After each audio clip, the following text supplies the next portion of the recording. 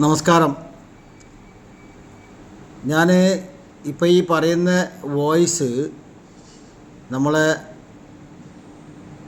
ജനങ്ങളോടും വാഹനം ഓടിക്കുന്ന ജനങ്ങളോടും അതുപോലെ ഇവിടുത്തെ ട്രാഫിക് നിയന്ത്രിക്കുന്ന ട്രാഫിക് കൺട്രോൾ ചെയ്യുന്ന വകുപ്പിനോടും അതേപോലെ MVD മോട്ടോർ വെഹിക്കിൾ ഡിപ്പാർട്ട്മെൻറ്റിനോടും എൻ്റെ ഒരു ചെറിയ നിർദ്ദേശമാണ് പറയുന്നത്.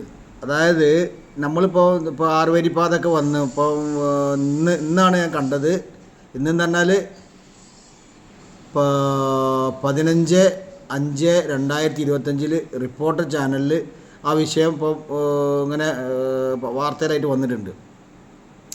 നമ്മൾ വാഹനം ഓടിക്കുമ്പോൾ ഇവിടുത്തെ ഈ ലോറിയിൽ ചരക്കായിട്ട് പോകുന്ന വണ്ടികളൊക്കെ തന്നെ 3-ാം വരിയിൽ കൂടെയാണ് പോകുന്നത്. ഈ 3-ാം വരി എന്ന് പറഞ്ഞാൽ എമർജൻസി ആയിട്ട് ഹൈ സ്പീഡ് പോണ വാഹനങ്ങൾ പോണ റൂട്ടാണ്. ഇപ്പോൾ ഗൾഫിലൊക്കെ 3-4 വരി പാത ഉണ്ടെങ്കിൽ അത് ആ റൈറ്റ് സൈഡിലെ 3-ാം വരി എന്ന് പറഞ്ഞാൽ അത് ഫ്രീ ആണ് എപ്പോഴും ഉണ്ടാകുക.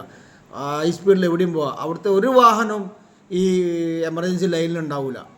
അതേ സ്ഥാനത്ത് ഇപ്പം നമ്മൾ കേരളത്തിൽ മാത്രമല്ല, കേരളത്തിൻ്റെ പുറത്തും നമുക്ക് കാണാൻ സാധിക്കും ഈ ചരക്കുമായി പോണ വാഹനമൊക്കെ ഈ 3-ാം വരിയിൽ ഇങ്ങനെ മെല്ലെ, അതായത് 40-30 സ്പീഡ് പോകും. അപ്പോൾ മറ്റുള്ള സ്പീഡിൽ പോണ വാഹനങ്ങൾക്ക് ഇപ്പോൾ ദീർഘദൂരം പോകേണ്ട വാഹനങ്ങൾ, ഇപ്പോൾ ഹൈദരാബാദിൽ പോകേണ്ട ഒരാളാണ്, കേരളത്തിന് ഹൈദരാബാദിൽ പോകേണ്ട ഒരു കാറാണെങ്കിൽ അവർ എത്ര ദിവസം പിന്നിട്ടിട്ടാണ് എത്തുക. കാരണം ഇങ്ങനെ വൈകി പോകും. കാരണം ഈ റൂട്ടിൽ ഒരു നിലക്കും 3-ാം വരിയിൽ ഒഴിച്ചു തരൂല.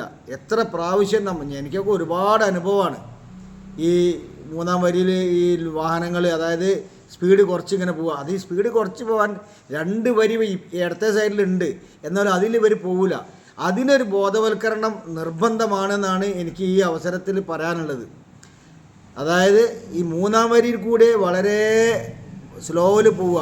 അതായത് ഒന്നാമത്തേത് ട്രാഫിക്കിനെ പറ്റിയിട്ട് ഒരു അറിവുമില്ലാതെ ഈ ഡ്രൈവറായിട്ടുള്ള ആളുകൾക്കാണ് ഇത് സംഭവിക്കുന്നത്. കാരണം അതിപ്പോൾ നമ്മളെ കേരളത്തിൽ അങ്ങനത്തെ ഒരു ബോധവൽക്കരണം ഇല്ല. ഇപ്പോൾ ഞാൻ റിപ്പോർട്ടർ ചാനൽ കണ്ടു, ആ ഒരു വാഹനം അങ്ങോട്ട് തന്നെ ഓടിച്ചാൽ പോരാ, അതിന് കുറേ നിയമവ്യവസ്ഥകളുണ്ട് എന്ന് ഇന്നത്തെ അതായത് 15/5/2025 വാർത്തയിലാണ് ഞാൻ കണ്ടത്. ഞാൻ അതിന് മുമ്പുണ്ടോയെന്ന് എനിക്കറിയില്ല കേട്ടോ. അപ്പോൾ നമ്മൾ വാഹനം ഓടിക്കുമ്പം സ്ലോ പോണതിന് വാഹനം ഇത് കുറച്ച് പോകണമെങ്കിൽ അതിനുള്ള വഴിയുണ്ട്. അല്ലാതെ സ്പീഡ് പോകാൻ സ്പീഡിലെ വഴിയുണ്ട്. സ്പീഡിലുള്ള ആൾക്കാർക്ക് ഒഴിച്ചിട്ട് കൊടുക്കുക. അത് 80, 90, 100 പോണ വാഹനങ്ങൾ അങ്ങനെ പോയിക്കോട്ടെ. പക്ഷേ എന്തിനാണ് ഈ ലോഡ് കയറ്റിയിട്ടുള്ള വാഹനങ്ങൾ, അതായത് മെല്ലെ ഇങ്ങനെ മൂളി പോണ വാഹനങ്ങളൊക്കെ ഈ 40 സ്പീഡ്, 20 സ്പീഡ്, 30 സ്പീഡിൽ ഇതൊക്കെ വന്ന് വണ്ടി അപകടങ്ങൾ ഉണ്ടാക്കുകയേ ചെയ്യുള്ളൂ. അപ്പോൾ അതുകൊണ്ട് ജനങ്ങളായാലും ശരി, ഇവിടുത്തെ വാഹന മേലുദ്യോഗസ്ഥന്മാരായാലും ശരി, ഇതൊക്കെ ഈ കാര്യത്തിൽ കുറച്ച് ബോധവൽക്കരണം കൊടുക്കണം എന്നാണ് എനിക്ക് അറിയിക്കാനുള്ളത്. ഈ സർക്കാരിനോടായാലും കേൾക്കുന്ന ആളുകളോടായാലും. കാരണം എന്താ പറയുക, മറ്റുള്ളവരെ ബുദ്ധിമുട്ടിക്കാതെ വാഹനം ഓടിച്ചു പോകാനുള്ള സൗകര്യം ഇപ്പം വിദേശ രാജ്യങ്ങളിലൊക്കെ, ഇപ്പം ഞാനൊക്കെ GCC രാജ്യങ്ങളിൽ ഒരുപാട് വാഹനം ഓടിച്ച ആളാണ്. GCC രാജ്യങ്ങളിലൊക്കെ വളരെ കൃത്യതയോടെ ഡ്രൈവിംഗ് അടിക്കണതിന് മുന്നേ അതിൻ്റെ നിയമങ്ങളും കാര്യങ്ങളും എല്ലാവർക്കും അറിയാം. അവിടുത്തെ നിയമങ്ങളും അങ്ങനെയാണ്.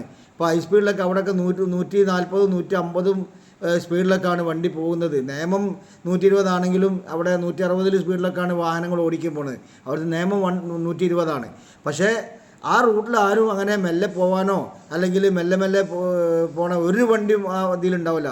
അതൊക്കെ ആ കാര്യങ്ങളൊക്കെ തന്നെ ഇപ്പോൾ റിപ്പോർട്ടർ ചാനലിൽ സംസാരിക്കുന്നുണ്ട്. എന്തായാലും ഈ ഒരു കാര്യം ഇവിടെ ഓർമ്മിപ്പിക്കാനുള്ളൂ.